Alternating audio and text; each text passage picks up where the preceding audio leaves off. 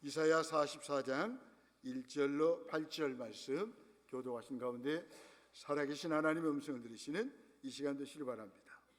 나의 종 야곱, 내가 택한 이스라엘아, 이제 들으라.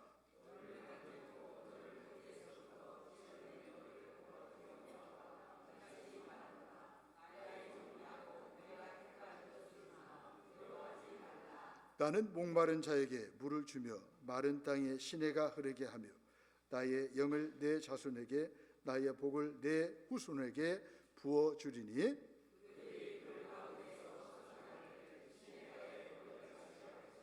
한 사람은 이르기를 나는 여호와께 속하였다 할 것이며 또 한 사람은 야곱의 이름으로 자기를 부를 것이며 또 다른 사람은 자기가 여호와께 속하였음을 그의 손으로 기록하고 이스라엘의 이름으로 존귀 여김을 받으리라.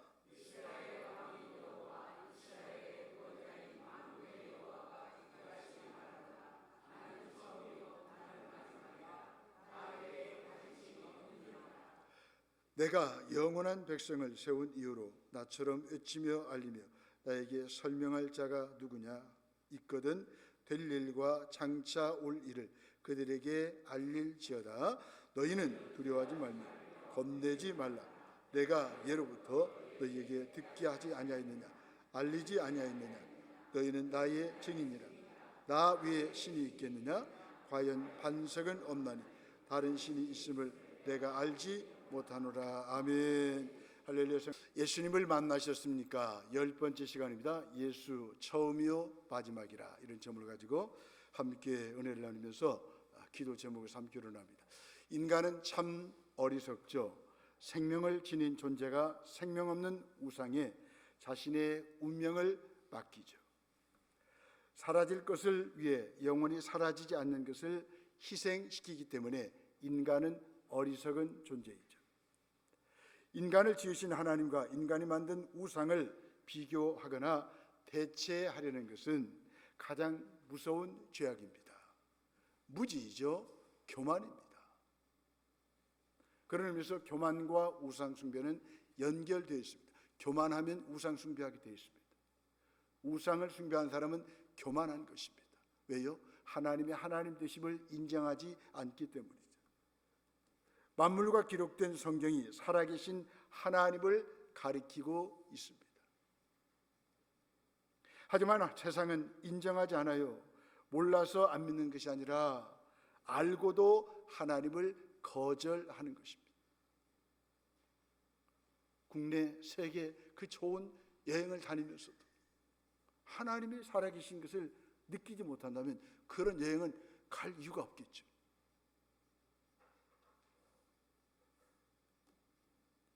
사람들은 이렇게 알게 모르게 자신이 사랑하거나 숭배하는 대상을 닮아갑니다. 저와 여러분들이 하나님을 경배하면 하나님을 닮아가게 되어 있습니다.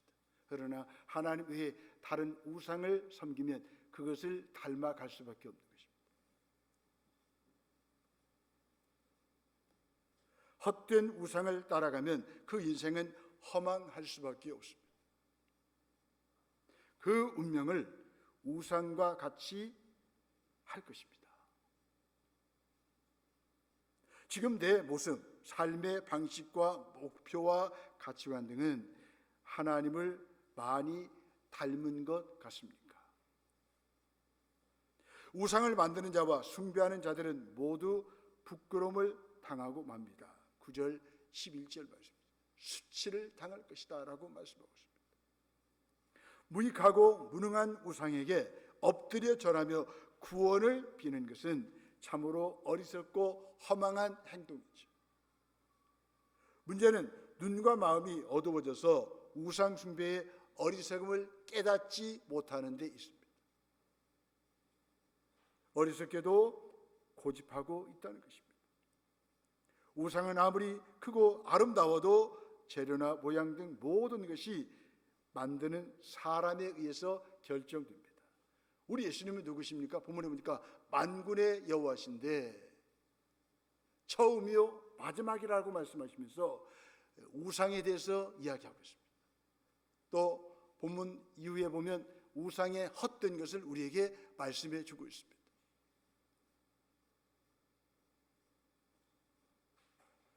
나보다 크신 하나님만이 나를 도우실 수 있습니다. 성경은 하나님 외에 다른 신이 없다라고 말씀하고 있습니다. 예수님은 유일하시고 영원한 신이시죠. 예수님만이 참 신이십니다. 예수님이 다 가짜입니다. 그런 의미에서 예수님은 사시고 참되신 하나님이십니다. 여러분들의 인생을 맡길 수 있는 살아계신 하나님이십니다. 구원자이시며 역사의 주관자십니다. 본문의 6절에 보시면 이스라엘의 왕인 여호와, 이스라엘의 구원자인 만군의 여호와가 이같이 말하노라. 아멘. 우리 예수님은 왕이십니다. 구원자이십니다. 역사의 모든 것들을 다스리시는 주인이신데 그분이 처음이시고 마지막이신데 저와 여러분들의 참 신이시라는 것입니다. 이분을 가까이 하면 더 만족할 것이고 이분을 멀리하면 우리는 늘 허망하고 허전할 것입니다. 채워지지 않는 목마름을 누리게 될 것입니다. 그렇게 예수님만이 미래를 예언하실 수 있는 것입니다. 그런 의미에서 우리는 점쟁이 찾아갈 필요가 없어요. 왜? 미래를 다 아시는 그 주님을 내가 믿고 있기 때문에 그분께 미래를 맡기면 그분은 가장 좋은 길로 저와 여러분들을 인도하실 것입니다. 우리의 피할 반석이시며 진정한 우리의 피난처와 보호자이십니다. 그런 의미에서 6절에 있는 말씀처럼 예수님 외에 그 어떤 다른 신도 있을 수 없습니다. 나는 처음이요 나는 마지막이라 나 외에 다른 신이 없느니라. 세상의 모든 열방이 섬기는 신이 거짓임을 밝히고 있습니다. 그것은 인간들이 만들어낸 거짓된 신입니다. 그러나 예수님은 인간이 만들어낸 게 아니고 스스로 계신 분이십니다. 나는 나다. 그러나 모든 신들은 다 우리 인간들이 만들어낸 신 아니겠습니까? 그 신의 지배를 받기 때문에 불안하고 허무하고 늘 부끄러운 인생을 살아갑니다. 그러나 만군의 여호와가 되시는 처음과 마지막이신 예수님을 믿고 그분을 섬기면 우리 안에 진정한 평안이 주어진다는 것입니다. 그래서 하나님은 우상 숭배를 싫어하는 거예요. 우상신들은 인간들 가슴 속에 있는 욕심, 폭력, 음란이 흘러나가 만들어지는 것들입니다. 그러면서 요한 칼빈이라는 사람은 우리 인간들의 마음속에 우상을 만들어내는 공장이 있다라고 말합니다. 우리가 방심하면 내 안에 계속 우상들이 만들어질 것입니다. 우리가 하나님을 섬긴다라고 예배한다고 말하면서 우리의 삶의 중심에 아니 하나님 말고 다른 거 이렇게 하면서 자꾸만 우상을 은근슬쩍 우리 안에 들여놓습니다. 우리 가정 안에 들여놓습니다. 여러분 진정한 우리 가정의 수호신은 예수 그리스도이십니다. 어떤 가정이 행복한 가정입니까? 예수님을 주인으로 모신 가정이 행복한 가정이 아니겠습니까?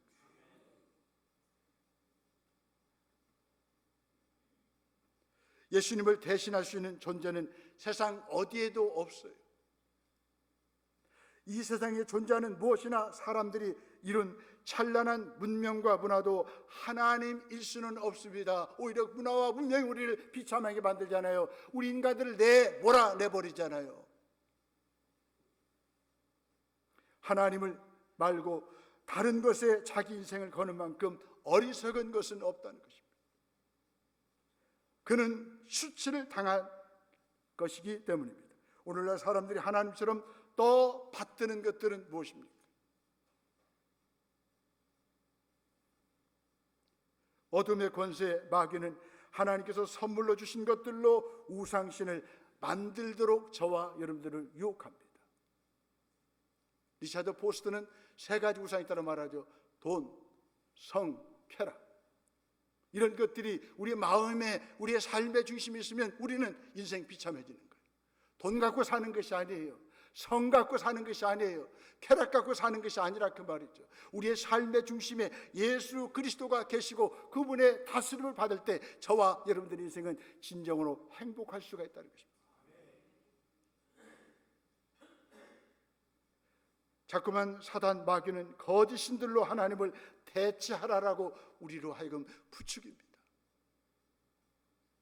하지만 본문은 나는 처음이요 마지막이라고 하시면서 자신 외에는 어떤 신도 이 땅에 존재하지 않는다라고 말씀하고 있습니다. 그러니 저와 여러분은 유일한 영원한 신 되신 예수 그리스도만을 믿고 살아가야 하는 것입니다.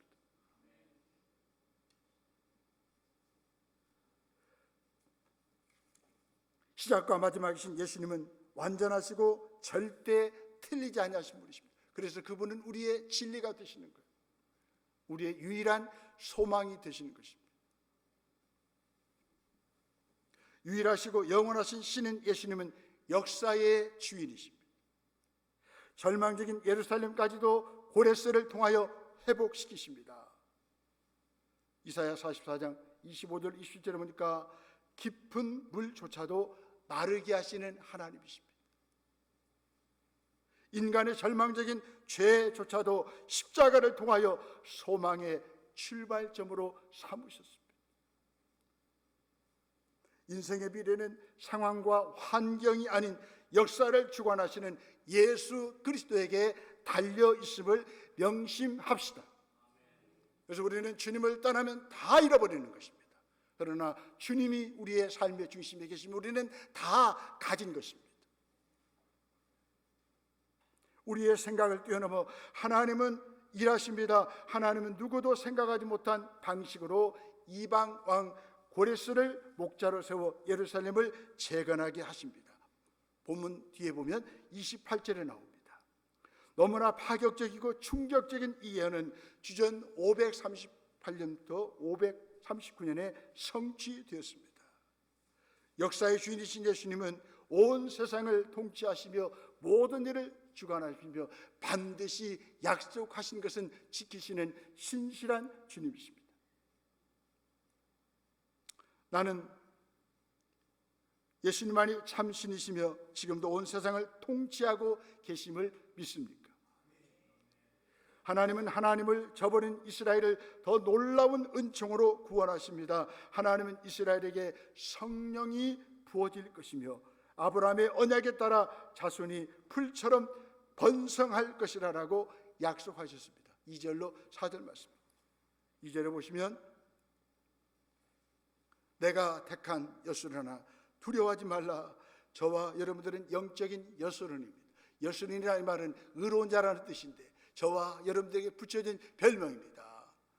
그 하나님은 뭐라고 말씀하십니까? 3절에 보니까 목마른 자에게 물을 주며 마른 땅에 시내가 흐를 것이며 나의 영 성령님을 내 자손에게 나의 복을 내 후손에게 부어주리라라고 말씀하고 있습니다. 가정의 달입니다. 우리 후손들이 잘 되기를 원하십니까? 그렇다면 예수 그리스도를 믿고 만나게 하십시오.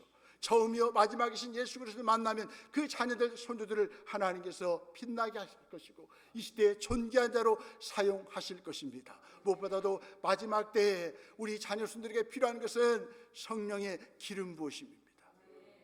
그렇지 않으면 의대가 갖고 사람 죽입니다. 여러분 예수 안에 머물지 않냐면 권력 갖고 돈 갖고 어떻습니까? 사람을 죽이는 거예요. 그러나 예수님 우리의 삶의 중심에 계시면 어느 곳에 있든지 사람을 살리고요 시대를 바꾸는 위대한 하나님의 사람으로 하나님이 사용하시는 것입니다. 그러면서 우리 자녀들 손주들을 예수 그리스도를 믿고 그분을 만나게 하십시오. 만날 때 그 자녀들의 소망이 있습니다. 어르신들이여 저와 여러분들을 믿는 하나님은 우리 어르신들에게 특별히 꿈을 주신다. 우리 어르신들은 이제부터 꿈을 먹고 사셔야 됩니다. 요엘서 2장이 잘 하시는 말씀 아닙니까? 하나님께서 늙은 자들에게 노년들에게 어르신들에게 꿈을 주시겠다라고 말씀하셨습니다. 꿈을 가지면 늘 푸른 인생을 살아갈 수 있습니다. 청춘과 같은 인생을 살아갈 수 있습니다. 나이 드셨다고 허리 굽지 마시고 내게 하나님이 꿈을 주셨다. 이 꿈을 어떻게 펼쳐나갈까 기도하면 하나님께서 저와 여러분들을 더 젊은이들 못지않게 우리 인생을 살아가도록 도우실 것입니다.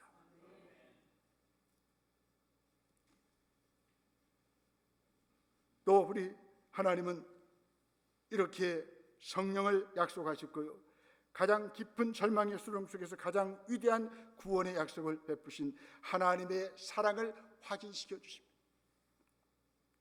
죄가 더해지고 철저히 망가져 더 이상의 소망이 없어 보이는 상황 속에서도 하나님의 구원은 그 모든 죄를 이기고도 남는 은혜로 다가오십니다. 그러므로 역사의 주인이신 예수님을 믿는 우리는 두려워하지 말아야 합니다. 보면 2절에 보니까 두려워하지 말라, 8절에 보니까 두려워하지 말라라고 말씀하고 있습니다. 8절에 보시면 너희는 두려워하지 말며 겁내지 말라라고 말씀하고 있습니다. 하나님은 유다 백성을 내가 짓고 내가 택한 나의 종 여수른이라고 부르십니다. 도와줄 테니 두려워하지 말라라고 격려하십니다. 여러분, 처음이고 마지막이신 예수 그리스도가 저와 여러분들을 어떻게 했습니까? 모태에서부터 지어내시고 지금까지 도와주시고 인도하셨습니다. 2절을 보십시오. 너를 만들고, 누가요? 예수 그리스도가 창조주이신 그분이 만드셨어요. 어떻게 했습니까? 너를 어머니 뱃속에서부터 지어낸 너를 뭐요? 도와줄 것이다 라고 말씀하고 있습니다. 여러분들이 태어나고 싶어서 태어난 게 아니에요. 역사의 주인이시고 생명의 주인 되시는 예수 그리스도가 창조자가 되셔서 저와 여러분들을 어머니를 통해서 이 땅에 보내신 거예요. 그래서 우리가 어버이 주일을 맞이해서 어머니 아버지께 잘해야 돼요. 잘해야 돼요. 뭘 해주셔서 잘하는 게 아니라 그냥 우리를 이 땅에 나게 하신 거예요. 키워주셨어요. 왜 아멘 하니? 아멘 안 하셔요. 아멘. 부모님이 안 계시는구나. 아무튼 예. 우리 부모님이 그냥 공경받으셔야 돼요. 나를 이 땅에 태어나게 하시고 나를 지금까지 키워주신 거에 감사해요. 뭐 유산 안 줘도 괜찮아. 더 감사한 것은 믿음을 물려주신 거예요. 신앙을 물려주신 얼마나 감사합니까? 이렇게 하나님은 저와 여러분들을 도우시는 분이십니다. 이것은 하나님께 버림받았다는 생각과 현실을 벗어날 수도 없을 거라는 절망에 사로잡힌 바벨론 포로민들에게 생수와 같은 말씀이었습니다. 하나님은 어떤 상황에서도 우리를 버리지 아니하십니다. 어떤 형편에서도 저와 여러분들을 구원하십니다. 힘든 일이 있어도 흔들리는 현실이 아닌 흔들리지 않는 희망이신 예수님을 바라보며 절망을 이겨내십시다. 이 모든 일은 말씀을 들으면서 시작됩니다. 1절을 보십니다. 1절. 성가대 한번 읽어주세요. 시작. 아멘. 저와 여러분들은 하나님의 종이에요. 하나님이 택한 사람이에요. 뭐라고 말씀하십니까? 이제 들으라. 과거 것은 다 잊어버리라는 거예요. 이제 하나님의 말씀을 들으면 우리 인생에 새로운 전환점이 펼쳐질 것입니다. 우리 인생 앞에 놀라운 일들이 진행될 것을 우리에게 말씀해 주고 있습니다. 뭐 가정 가문 탓할 것도 없어요. 이제 지금부터 말씀만 들으시면 하나님께서 우리를 높여주시고 존귀하게 하시겠다는 것이 아니겠습니까?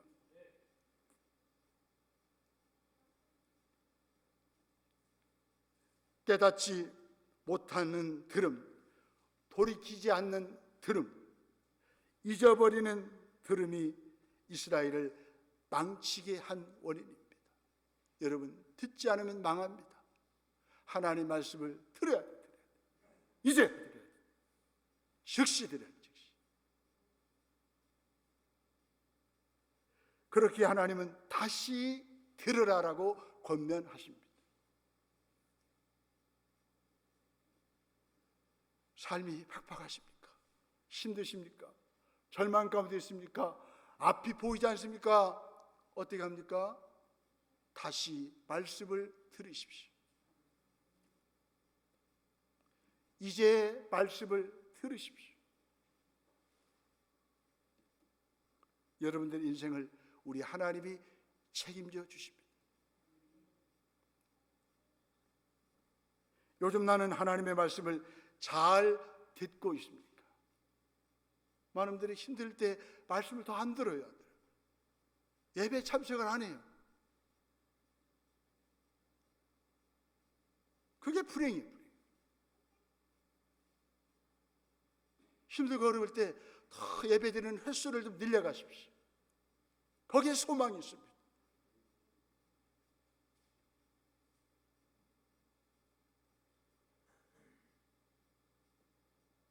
오늘 내가 들어야 할 말씀은 무엇입니까? 소망은 말씀에서 나고 회복은 들음에서 시작됩니다. 히브리서 3장 6절 말씀합니다. 말씀을 들을 때 소망의 확신을 주십니다. 히브리서 6장 11절 보니까 말씀을 들을 때 소망의 풍성함에 이릅니다. 아무리 힘들도 우리에게 소망의 확신이 있으면 되는 거예요. 소망의 풍성함만 있으면 어떤 어려움도 우리는 이겨낼 수 있다, 그 말이에요. 절망 가운데 다시 일어설 수가 있다는 거예요. 왜? 하나님 우리에게 복스러운 소망을 주셨으니까, 산 소망을 주셨으니까, 영광스러운 소망을 주셨으니까, 영생의 소망을 주셨으니까 우리는 말씀을 듣고 소망의 확신을 가져야 돼요. 소망의 풍성함을 가져야 돼요. 이 땅의 어떤 것과 비교할 수 없는 소망의 풍성함을 우리에게 주셨다라고 히브리서 6장 11절을 말씀합니다. 요한계시록 1장 8절을 말씀합니다. 주 하나님이 이르시되 나는 알파와 오메가라, 이제도 있고 전에도 있었고 장차 올 자요 전능한 자라 하시더라. 아멘. 이 말씀이 곧 이사야 44장에서 인용한 말씀입니다. 사도 요한이 많이 힘들었잖아요.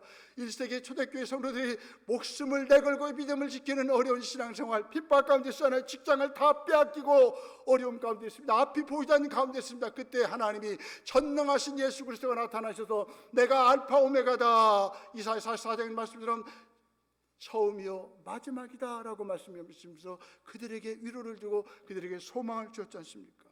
그래서 사자의 밥이 돼도 찬송하면서 사자의 먹잇감이 되었습니다. 찬송을 부르면서 펄펄 끓어오르는 기름 가마 속에서 들어가도 웃음을 잃지 않았습니다.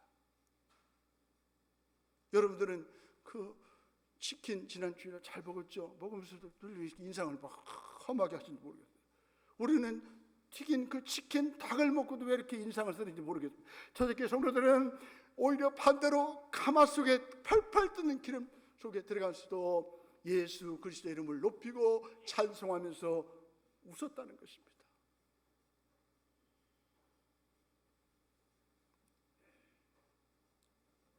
그때 하나님께서 1세기 초대교회 성도들에게 이 말씀을 주시고 내가 알파야 오메가야, 조금만 참아. 처음이 있듯이 중간이 있듯이 마지막이 있어. 내가 모든 걸 다 다스려. 조금만 참아. 그래서 하나님께서 전능자로 나타나셔서 그들을 위로해 주신 것입니다. 오늘날도 삶이 힘들죠?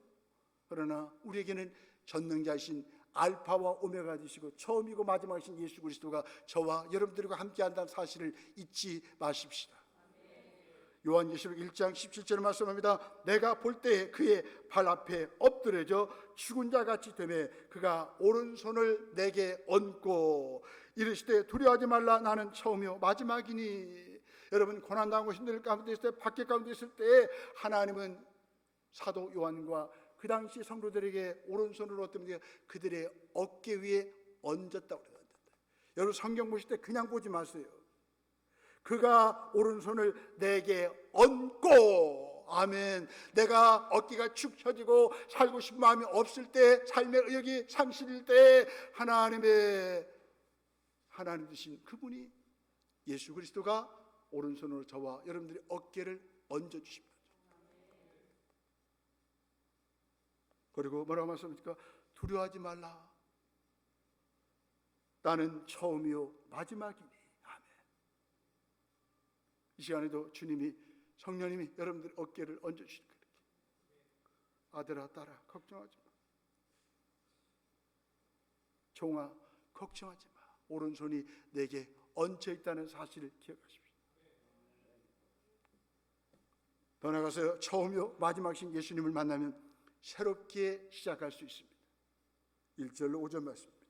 하나님은 스스로 의로워지지도 거룩해지지도 못하는 우리에게 마치 마른 땅에 물을 대듯 자기의 영 곧 성령을 부어주십니다. 하나님의 영이 임하고 하나님의 순결이 닿으면 시든 풀 같은 우리도 시냇가에 심긴 버들나무처럼 푸르고 싱그러운 존재로 바뀌는 것입니다. 예수 그리스도를 믿고 성령을 선물로 받아 하나님께 속한 존재가 되는 것보다 큰 자랑과 영광은 없습니다. 본문 4절에 보니까요, 그들이 풀 가운데서 솟아나기를 시냇가에 보여 버들같이 할 것이라. 메마르지 않아요. 가뭄이 와도 괜찮아요. 왜? 시냇가에 뿌리를 내리고 있기 때문에 그렇습니다. 시냇가 같은 예수 그리스도에게 저와 여러분들이 뿌리를 내리면 그분은 우리를 어떤 환경 가운데서도 견디게 하십니다. 열매 맺게 하십니다. 늘 푸른 인생을 살게 하십니다. 성령님을 보내주신 하나님을 찬양하십시다. 성령을 받은 은혜를 기뻐하십시다. 성령 충만을 누리도록 늘 깨어서 기도합시다. 예수님은 이 세상을 처음 시작하신 분이십니다. 뭐든지 목적 없이 만든 것은 없습니다. 천지 만물을 처음 지으시고 사람을 창조하실 때 이미 예수 그리스도가 함께 계셨습니다. 하나님은 분명한 목적을 두고 저와 여러분들을 만드셨습니다. 사람을 결혼시켜 가정을 이루게 하셨습니다. 주님은 각자 주어진 재능과 열정을 마음껏 발휘하여 하나님께 영광을 돌리게 하셨습니다. 이웃을 섬기며 하나님 나라를 이루어 가라는 꿈을 가지고 저와 여러분들을 만드셨고 이 땅에 보내신 것입니다.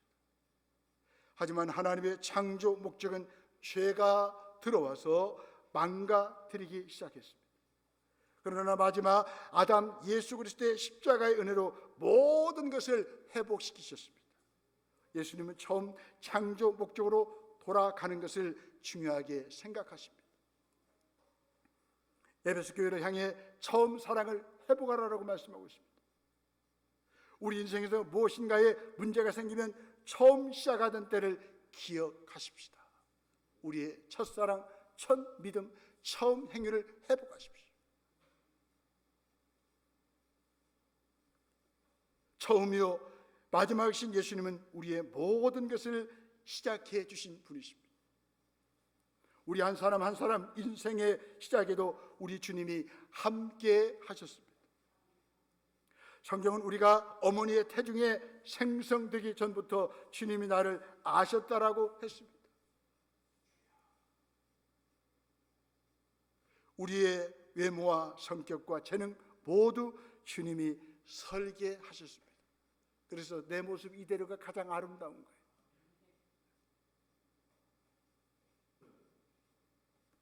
지금까지 주님은 사랑의 눈으로 나를 보고 계셨습니다. 이 주님의 눈을 가지고 다른 사람들을 우리가 봐야 됩니다. 볼품없는 우리의 인생도 처음이요 마지막이신 예수님을 만나면 새롭게 시작할 수 있습니다. 겉모습만 보고 그의 가치를 인정받지 못하던 사람도 주님은 보시고 훗날 하나님의 손에 다듬어져서 빛나는 별이 될 것을 아십니다. 알파와 오메가가이신 예수님은 우리가 모든 것을 모르는 가운데 있지만 큰 그림을 보고 계십니다.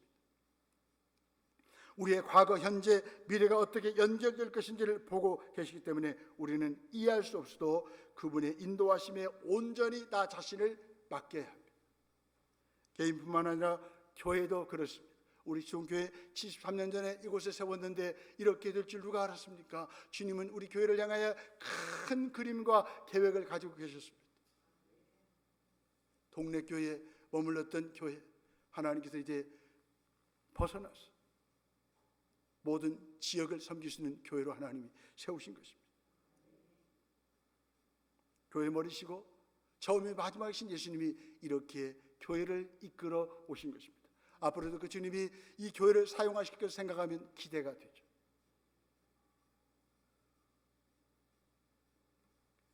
우리 교회의 연약한 시작에 함께 우리 주님은 계셨습니다. 그래서 이 교회가 소중한 것입니다. 예수님은 모든 것의 마지막이 되십니다. 인생의 마지막 마침표인 죽음까지도 주님이 동행하시며 잘 끝낼 수 있도록 저와 여러분들을 도와주시고 함께 하십니다. 우리가 세상에 태어나던 날 때부터 우리를 보셨던 주님이 우리가 세상을 마무리할 때도 함께 해 주실 것을 믿읍시다. 마지막이 아름다워요. 끝이 좋아요. 빌립보서 1장 6절을 말씀합니다. 너희 안에서 착한 일을 시작하신 이가 그리스도 예수의 날까지 이루실 줄을 우리는 확신하노라. 여기서 착한 일은 우리를 구원하신 일을 말하죠. 우리를 구원하신 주님이 그리스도 예수의 날까지 이루신다는 것은 이제 우리가 천국문에 들어갈 때까지 주님이 옆에서 함께해 주실 것을 말씀하신 것입니다. 처음이요 마지막이신 예수님은 우리가 믿음의 기나긴 경주를 하는 동안 옆에서 끊임없이 힘주시고 도와주실 것입니다. 시작과 마지막만 중요한 게 아니라 중간 과정도 중요하십니다. 처음이요 마지막이신 그 주님이 중간에도 우리를 도우시고 우리와 함께 해주신 것입니다. 이스라엘 백성의 40년 광야 생활을 보면 알 수 있습니다. 애굽에서 해방되어서 홍해를 건너 이스라엘 백성들 앞에는 비록 약속의 땅이 나타나지 않고 뜨거운 광야가 나타났습니다. 하지만 광야에서 그들은 인간의 노력이 아닌 하나님이 내려주시는 만나와 메추라기와 반석에서 나오는 물을 먹고 살아가는 은혜를 경험했습니다. 광야에서 그들은 겸손을 배웠습니다. 부르짖는 기도를 배웠습니다. 돌판에 새겨진 십계명을 받았습니다. 시작과 끝 홍해에서 약속의 땅으로 가는 중간지대인 광야 생활은 그들의 영적 성장이 너무나 소중한 시간이었습니다. 그런데 안타까운 것은 중간에쯤에 많은 사람들이 무너진 거죠. 끝을 향하여 달려가야 되는데 마무리가 좋지 않은 사람들이 있다는 거예요. 이스라엘 백성들처럼 그렇다는 것입니다. 처음이요 나중이신 주님은 하나님의 백성들이 40년 광야의 중간 과정을 인내하도록 도우셨습니다. 주님은 우리의 인생도 그렇게 인도하실 것입니다. 혹시 중간지대에서 낙담하고 지쳐서 그만두고 싶은 마음이 든다면 이 시간 주님이 저와 여러분을 격려하신다는 사실을 기억하십시다. 중도에 포기하지 마십시다. 중도의 중간 지점에서 주저앉지 마십시다. 나를 일으켜 주시고 격려하신 주님 바라보시고 끝을 향하여 달려가십시다. 지금은 사방이 막혀서 길이 없는 것 같고 답답하고 지루한 광야가 계속 이어질 것 같지만 절대 그렇지 않습니다. 주님은 연단하고 계십니다. 때가 되면 기적 같은 돌파구가 열릴 것입니다. 우리 예수님은 처음이요 마지막이시기 때문입니다. 주님을 위해 날개를 펴고 비상하게 될 것입니다. 그러니 외롭고 힘들고 답답해도 눈을 들어 처음이요 마지막이신 예수 그리스도를 바라보십시다. 나는 처음이요 마지막이신 예수님을 만나셨습니까? 만나야 인생이 새롭게 펼쳐집니다. 만나야 인생다운 인생을 살아갈 수 있습니다. 만나지 않으면 인생은 허무해집니다. 무너집니다. 중도에 포기합니다. 우리 모두 처음이요 마지막이신 주님의 손에 붙잡혀 일어나십시다. 모든 상황 속에서 우리와 끝까지 동행하실 주님의 이름으로 승리합시다. 두려워하지 맙시다. 다시 한번 말씀 반복합니다. 요한계시록 1장 17절입니다. 그가 오른손을 내게 얹고 이르시되 두려워하지 말라. 나는 처음이요 마지막이니. 처음이요 마지막이신 예수님은 궁극적으로 승리케 하시는 분이십니다. 사망과 음부의 열쇠를 가지신 분이십니다. 이 약속이 사실이라면 나는 누구를 두려워하겠습니까? 나는 무엇을 두려워하겠습니까? 나는 처음이요 나는 마지막이라 나 위에는 다른 신이 없느니라. 이 예수님은 지금도 나와 함께 하시는 주님이시고 미래를 향하여 우리를 이끌어 가시는 주님이십니다. 아멘.